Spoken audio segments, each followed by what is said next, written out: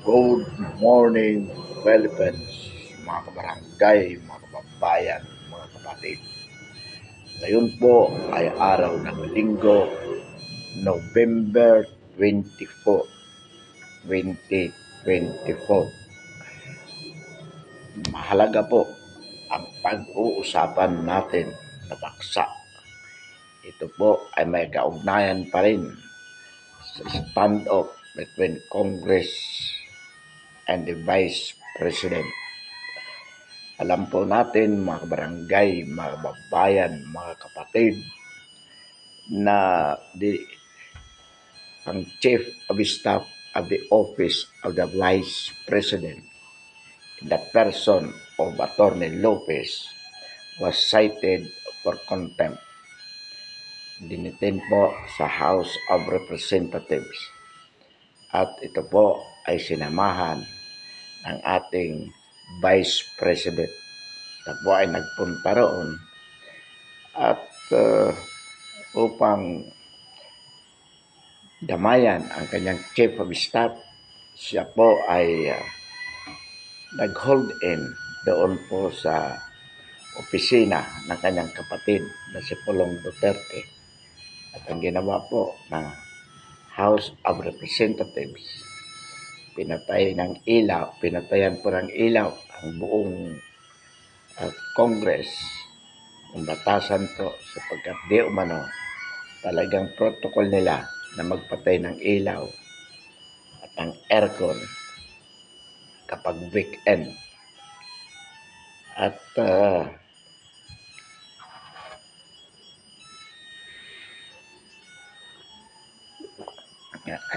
ang nangyari po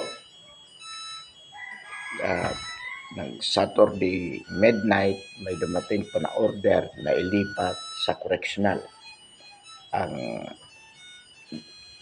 detention ng Chief of Staff at ng OVP. At hinara nga po ito ng Vice President sapagkat ayon sa kanya walang opisina ang Congress. So paano magkakaroon ng order? Paano magkakaroon ng meeting ang committee na pag-uutos ang paglilipat sa detention center? At ang nangyari po, mga barangay, mga kababayan, mga kapatid, nagkaroon ng panic attack ang Chief of Staff ng OVP at kailangan dalhin sa ospital. At doon po dinala ng mga pulis sa veterans sa halip na sa St. Luke. Ngayon ang kagustuhan ng pamilya. So ito po ang nangyayari, mga kabarangay, mga babayan, mga kapatid. At ang matindi po dyan, sa sobrang galit ng Vice President sa kanyang press conference, talagang nagmura po siya at sinabi na niya ang lahat. Si Martin Romualdez magnanakaw, si BBM bukod sa sinungaling, walang kakayahang maging presidente. Zero decision making. At ito namang si Lisa Marcos, na asawa ng Pangulo, wala namang posisyon sa gobyerno pero namimigay ng pera, suhol upang magawa ang kanilang gusto. So ito po ang mga nabanggit ng Vice President that the people has nothing to hope with the present administration sa ilalim po ng bangag na Pangulo. In other words, talaga pong nagkaroon ng honest, direct, and declaration, honest, direct, and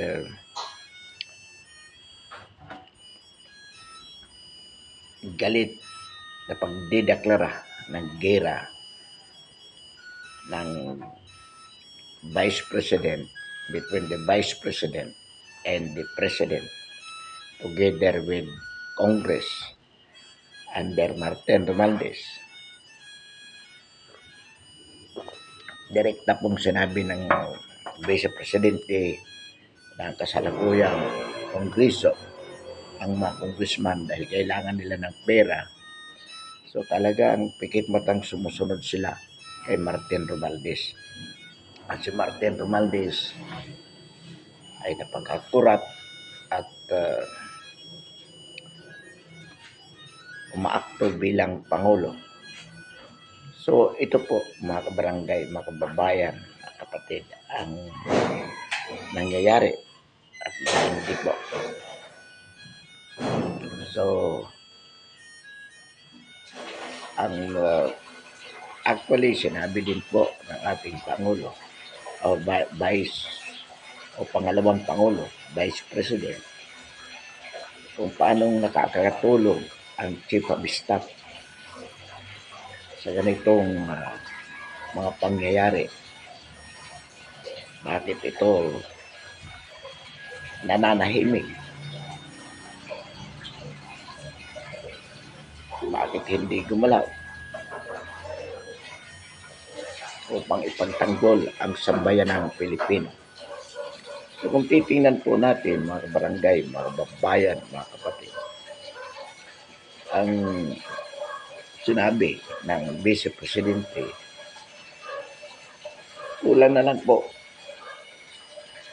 sabihin niya sa sambayanang Pilipino na tayo po ay kumilos upang wakasan ang Administrasyong Marcos. Ang sabi nga ng Vice Presidente, she has the personal knowledge about the incompetence, the corruption, and itong pagsisinungaling ng Pangulo sa kanyang pamumuno. So, ang ibig po sabihin dyan, talagang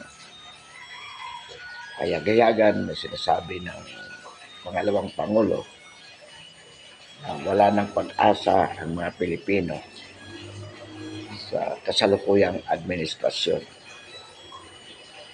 Because it is most incompetent, it is most corrupt. At yun nga, the government of lies, sapagkat sabi nga niya, ipinangako ng kasalukuyang Pangulo ang 20 pesos per kilo ang bigas na alam naman niya na hindi mangyayari. So hayagang pagsisinungaling sa taong bayan upang maiboto lamang. Sabihin niya na kapag siya ay nanalo ay magiging 20 pesos na lang ang kilo ng bigas. Gayong imposible naman pong mangyari ito. Pangalawa po dyan, alam po naman natin sa kanyang SONA. Alam ng lahat na hindi totoo. Pero binanggit niya sa SONA na ang kanyang administrasyon mula 2022 hanggang 2024 ay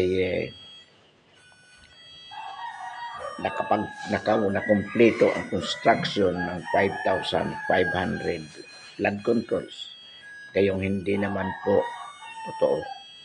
So, in other words, sabi nga ng ating pangalawang Pangulo, this administration is a government of lies. So, ang atin pong panawagan, mga kabarangay, mga kababayan, mga kapatid, suportahan po natin ang pangalawang Pangulo sa kanyang laban for the Filipino people. Ang laban pong ito ay hindi personal na laban ng Vice President. Ito po ay laban ng sambayanang Pilipino laban sa isang tibali, sinungaling at bangag na administrasyon. Magnanakaw sa pera ng taong bayan. Magtatatlong taon na po sa panunungkulan ang kasalukuyang administrasyon. Ngunit sa halip na mapagaan ang buhay ng sambayan ng Pilipino, ito po ay lalong bumibigat araw-araw. At ang masakit po dito, mga kabarangay, mga kababayan, mga kapatid, wala po tayo nakikitang katiting na pag-asa na gumanda ang buhay ng mga Pilipino. Bakit po? Sapagkat wala po silang ginagawa upang mapaganda ang buhay ng mga Pilipino. Habang ang sambayan ng Pilipino ay nagdurusa sa kahirapan, sila po ay namumuhay ng marangya, masagana, at nagpapasarap sa buhay. Ilang beses pong sinabi mismo ng ating Pangulo sa harap ng sunod-sunod na kalamidad na nangyari sa ating bayan at mangyayari pa po, na wala na di umanong pondo ang gobyerno upang makatulong sa mga biktima. Sinasabi po nilang walang pondo sapagkat ang totoo po niyan ay kinukuratot po ng administrasyong ito ang pera ng sambayan ng Pilipino. Kaya po mga barangay, mga babayan, mga kapatid, it is due time for us to do something. Napapanahon na po na patalsikin ang kasalukuyang Pangulo at ang pinakakurap na 19th Congress.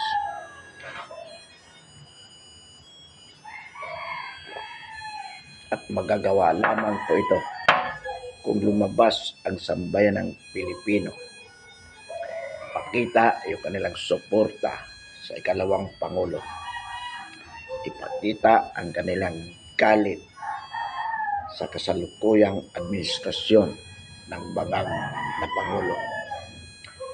Hindi na po ito bero, mga kabarangay, mga kababayan, mga kapatid. Samantalahin po natin ang pagkikipaglaban ng Vice Presidente. Kailangan po ipakita natin sa buong bansa at sa buong mundo na tayo po ay nasa likod ng Vice Presidente. Ibinoto po siya ng 32 million mga Pilipinos noong 2022 presidential election. At alam po natin na ang ikalawang Pangulo ay mayroon pong kakayahan at mabuting kalooban upang mamuno sa ating bansa. Katunayan po, siya ang nais nating maging Pangulo noong 2022. Ngunit naggibi lamang siya sa kasalukuyang Pangulo kay BBM. At dahil po sa endorsement ni BP Inday Sara, sapagkat magkasama po sila sa partido under unity team, ibinoto po natin si BBM sa paniniwala na susundan ito ang yapak ng dating Pangulong PRRD. Ngunit kabaliktaran po ang ginawa. At mula nung umalis sa kanyang administrasyon si BP Sara, wala na pong ginawa ang administrasyon ito kung hindi kipitin, sirain ang Vice Presidente at maging ang dating Pangulo Rodrigo Roa Duterte. Mga kabarangay, mga kababayan, mga kapatid, hindi po ito laban between Duterte and Marcos. Ito po ay laban between Marcos and the Filipino people. Katulad po ng ginawa nating mapatalsik ang kanyang ama noong 1986. Gawin po nating patalsikin ngayon ang kanyang anak na si BBM ngayong 2024. Ito po ang tamang panahon upang gawin po yan. At mayroon po tayong sapat na dahilan. Ano po ang mga dahilan na ito upang mapatalsik ang kasalukuyang Pangulo? Una po, alam naman po natin at ito ay hindi nila pinabubulaanan.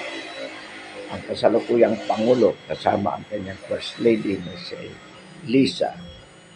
Number 1 po, kasama ang ilang mga membro ng gabinete ay bangag. Ang isang bangag na Pangulo ay talaga pong hindi marunong mag-isip yan. Wala pong ginawa yan kundi sumingho ng bawal na gamot.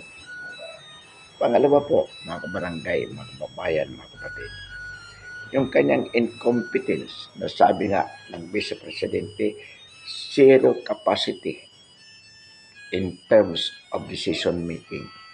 Hindi po siya ang nagdedesisyon sa mga bagay na dapat kanyang gawin bilang Pangulo. Kaya po, wala pong koordinasyon. Halimbawa po dyan, si Martin Romualdez ang namamayagpag. Ang pera ng bayan, ninanakaw. Ang Kongreso, which is supposed to be doing on legislative acts, wala pong ginawa kundi sirain ang mga Duterte.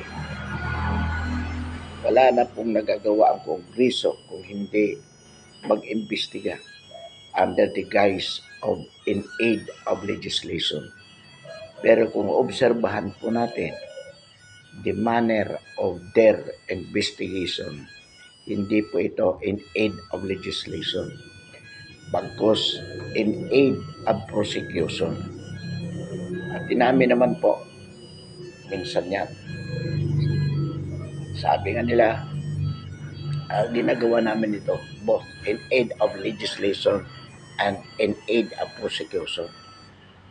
Sapagkat kapag napatunayan ng mga nagkasala sa BP Sara, nagkasala sa PRRD, yung mga ebidensya na nakalap sa kanilang investigasyon ay magagamit bilang ebidensya to prosecute PRRD and the Vice President Inday Sara. So in other words, talaga pong yun ang layunin nila. And they are doing it because they are being paid to do so.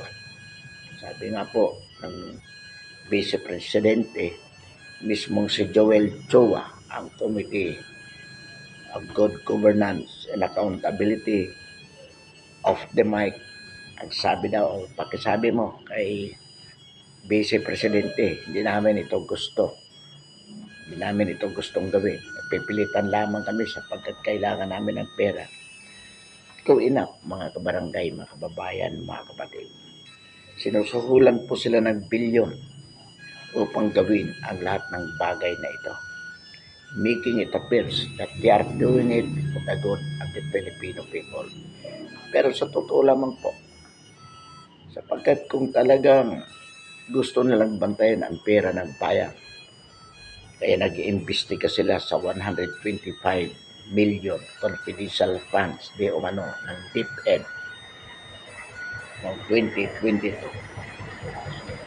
Bakit hindi po nila imbestigahan ang 550 billion na na-divert? 550 billions intended for the construction of 5,500 flood control projects na sabi nga ni Kimbo na divert. So, ibig sabihin, hindi po nagamit for the said projects. Kaya naman, alam natin ito. Tuwing ulan, tuwing bagyo, binabaha ang Metro Manila at iba't ibang lugar sa buong Pilipinas. Why? Kasi wala naman po talaga nagawang flood controls. At ang masakit, mismo ang Pangulo sa kanyang suna, sinabi na ito ay nakompleto na. So hayagan pong pagsinungaling sa sambayan ng Pilipino. Sabihin mo that we have completed 5,500 controls projects when in fact there is none. Yan po mga kabarangay, mga kababayan, mga kapatid, ay paglapastangan sa mga Pilipino. Harap-harapan pong sasabihin mong mayroon na wala naman. Alam niya pong hindi mangyayari ang 20 pesos per kilo na bigas. Pero kanya pong sinabi, pag ako naging Pangulo, gagawin natin at magagawa natin na maging 20 pesos bawat kilo ng bigas. Ngayon magkano po? 60 pesos. In other words, ito pong ganitong kasinungalingan, ganitong panluloko, itong ganitong mga katiwalian, ay dapat hindi po natin ito palampasin. Ngunit kung wala po tayong gagawin, this will be a tolerance by act upang gawin ito ng kasalukuyang administrasyon at ng 19th Congress. So, kung ayaw po natin, if we really hate this kind of management by an addict president with his addict first lady, with the most corrupt speaker of the house, who is acting as president actually of the country, and the person of Martin Romualdez, ay tuloy-tuloy po ito na mangyayari hanggang 2028. At pag nangyari po yan, mga kabarangay, kababayan, mga kapatid, malulugmok na po sa kahirapan ang sambayan ng Pilipino. At lalakas po ang kontrol ng sindikato ng gobyerno laban sa mamamayang Pilipino. Sa ngayon lamang po, they are successfully operating as a syndicate, both the legislative and the executive branch. Bakit po? Nababayaran nila ang mga senador at ang mga congressmen upang gawin ang gusto nila. Nasirain ang mga Duterte. So sa halip na gumawa ng mga bagay na ikabubuti ng taong bayan, they are concentrated on their demolition job against BP Sara using the people's money in terms of bribing the congressmen and the senators. At alam po natin na hindi lamang ang legislative at executive branch ang sangkot dito. May mga corrupt din po na mga judges. Kaya po ang mga illegal drug cases filed against drug pushers during the time of PRRD, lahat po yan na-dismiss ngayong 2022 with Bongbong Marcos as president, who is a drug addict by himself. Ang 19th Congress po, lalo na itong Quadcom sa pamumuno ni Ako Fernandez Barbers, Abante at ng iba pang membro nito, together with the Committee on Good Government and Accountability under Congressman Chowa, they are consuming time and money para lang imbestigahan ang AGK, ang war on drugs ng dating Pangulo PRRD, imbestigahan ang 125 million confidential funds ni BP Sara. Samantalang bilyon-bilyon po ang nawawalang pera hindi po nila iniimbestigahan ito. So how can we believe that the Quadcom and the Committee on Good Governance are doing their job to protect the money of the people when in fact billion ang nawawalang pera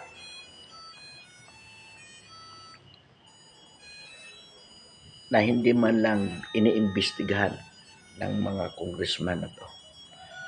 At nakita po natin sa social media yung luxurious way of life ng mga congressman na to. Sabi nga ni BP Sara, itanong natin sa mga dealer ng relo, dealer ng kotse, kung sino ang bumibili ng pinakamamahaling kotse, pinakamamahaling relo.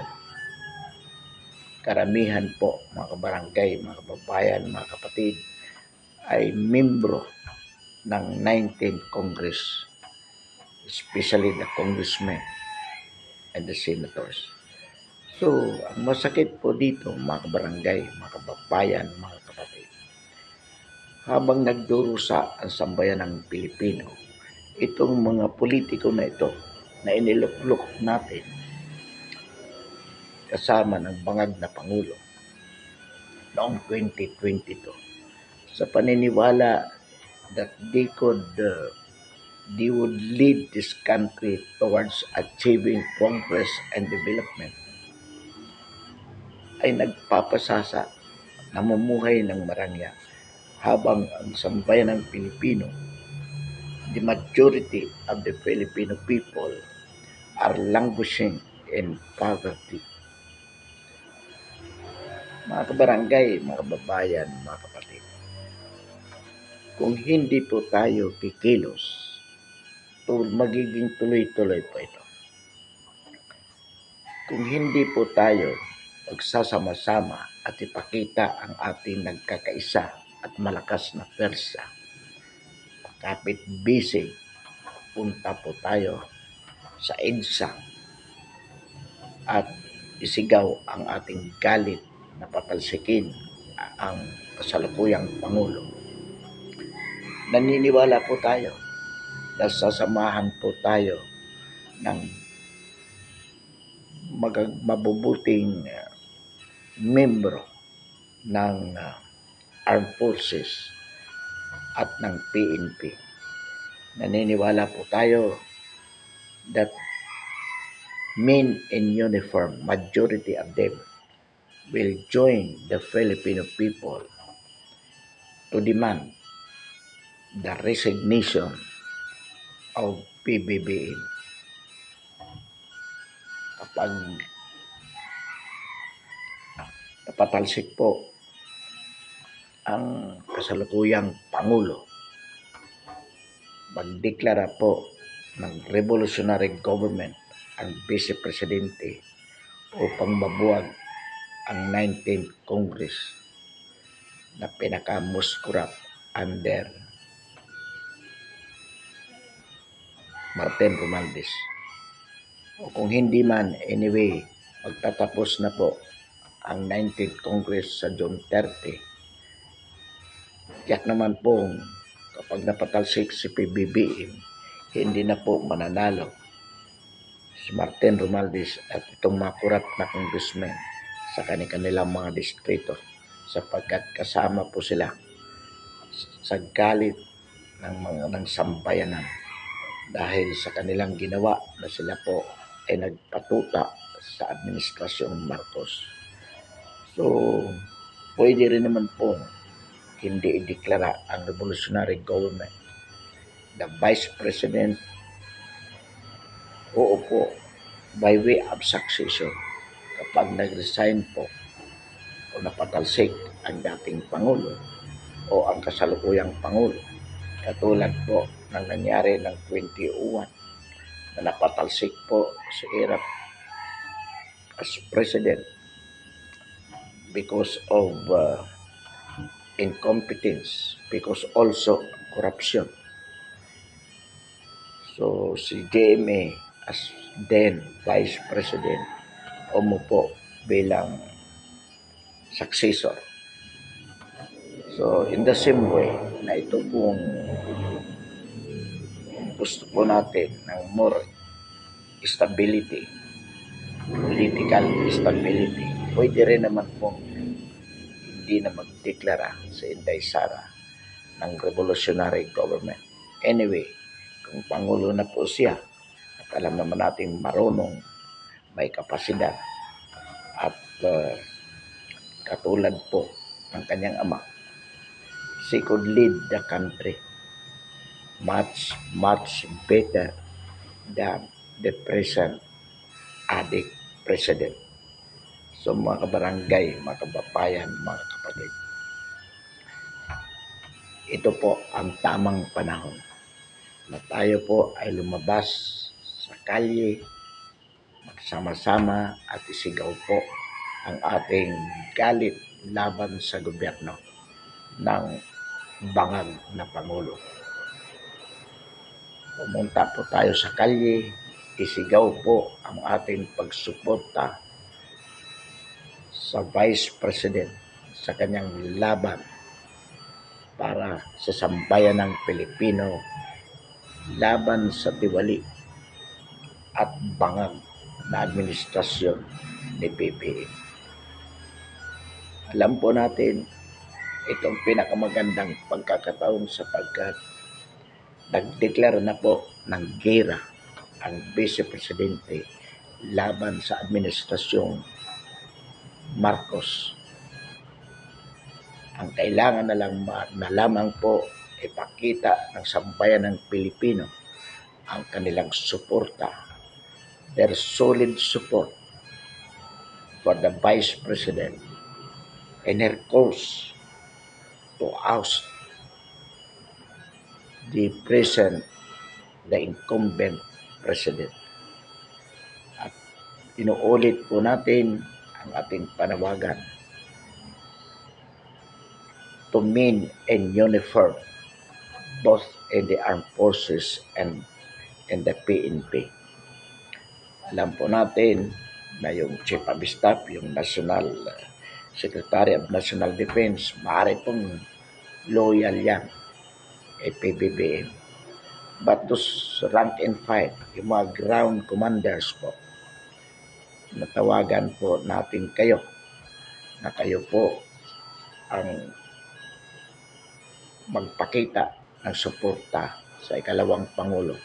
At yung mga, alam po natin na yung mga tao ninyo ay susunod sa inyo because you are the direct commander on the grounds. Wala pong magagawa itong mga high generals na to, mga high-ranking generals. Kung sila po ay mananatiling loyal sa Pangulo, sumama po sila na tumakas dito po sa Pilipinas, alang-alang sa ikabubuti ng sambayan ng Pilipino. Mga kabarangay, mga kababayan, mga kapatid, nagawa po natin noong 1986, nagawa po natin noong 2001, magagawa po natin ngayong 2024. Kailangan lamang po na kumilos tayo. Inuulit nga po natin, mapalad ang henerasyon ngayong 2024 sapagkat madali po na maipaabot sa sambayan ng Pilipino ang ating galit at po laban sa isang bangag na Pangulo. Madali po natin ma-disseminate sa buong bansa. Ngunit kung hindi po tayo kikilos, bagamat alam na natin na karapat-dapat ng patalsikin ang kasalukuyang Pangulo, ay wala rin pong mangyayari. Kaya ang hamon ngayon ng mga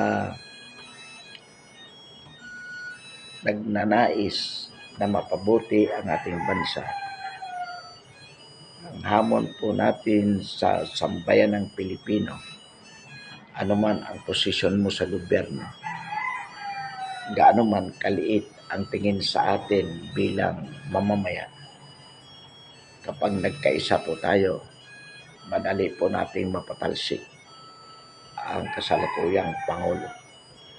Ang kailangan lamang po, lumabas tayo, magsama-sama at ipakita ang ating galit sa ganitong uri ng pamahalaan. Alam po natin mga kabarangay, mga kababayan, mga kapatid, na tayo po ay susuportahan. Una po, ang nasa itaas, hindi po tayo pababayaan. Alam po natin noong EDSA 1 at EDSA 2, it was guided by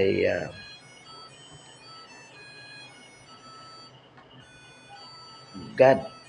Kaya po nangyari yun. At ngayong 2024, just the same, we will also be guided. Sapagkat sabi nga, God will give what we ask. Knock and you will be given. Oh, knock and you will be opened.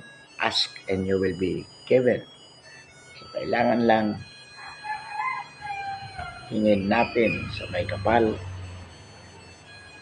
Kumilos tayo na mapatalsik natin ang kasalukuyang Pangulo kasama ang kanyang kurap na pamahalaan. At sigurado po tayong ibibigay sa atin yan. It happened twice, it will happen thrice. So, wala po tayong dapat ipangamba dito. Sakripisyo po natin ang kaisa-isang ang Pangulo at ang ilan niyang mga kaibigan na nagsasamantala sa sambayan ng Pilipino. Alang-alang po mga kabarangay, mga kababayan, mga kapatid, sa ating mga anak at mga apo. So, ang atin pong panawagan, muli, ito po ang tamang panahon. Ito po ang tamang panahon na dumalaw tayo, kumilos at suportahan ang Vice Presidente na si Inday Sara Duterte sa kanyang laban para sa mga Pilipino upang patalsikin ang adik, ang bangag na Pangulo at ang bangag na administrasyon kasama po itong 19th Congress na talaga naman pong nakakasuka ang ginagawa na panluluko sa sambayan ng Pilipino dahil lamang sa pera. Sapagkat kailangan nila ang pera ngayon dahil mag-i-eleksyon. So kung ano ang gustong ipagawa sa kanila ni Martin Romualdez at ni Lisa Marcos, kanila pong gagawin. Walang pakundangan po. Kay Huda masaktan. Kay Huda na niluluko nila ang sambayan ng Pilipino ng harap-harapan. Hindi po dapat natin ito hayaan, mga kabarangay, mga kababayan, mga kapatid. Itong mga kurap na congressmen na to, sila po ay wala ng pagkakaiba sa bangag na Pangulo at sa mga magnanakaw na katulad ni Martin Romualdez. So, hindi po ito haka-haka. Alam po natin, sabi nga ng Vice Presidente, she was there. So, she had a personal knowledge on how corrupt, on how incompetent this administration. Kaya, at iyan naman po ay nararamdaman din po natin. Imagine, nangangalahati na po siya sa kanyang termino, pero wala pa pong nagagawa kay Katiting. Yung mga infrastructure na ipinagmamalaki nila, they were done during PRR this time.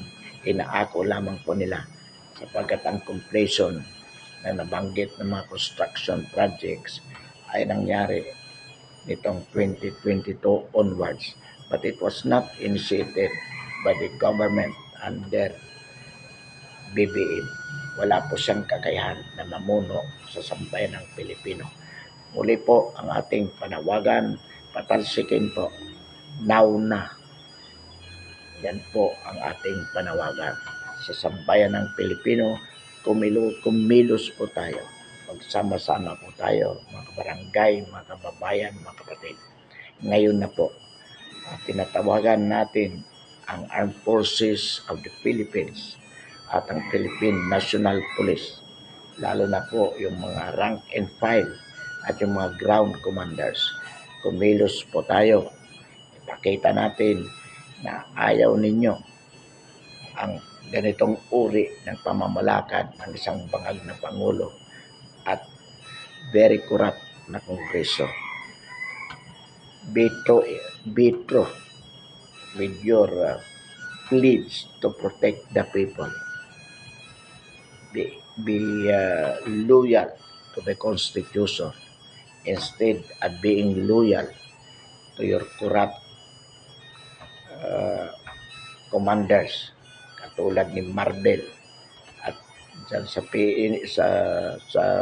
armed forces naman katulad ni Gibo na nagiging loyal sa bangag na Pangulo samantalang dapat ang kanyang loyalty ay nasa sambayan ng Pilipino. Muli, maraming salamat at magandang umaga sa lahat.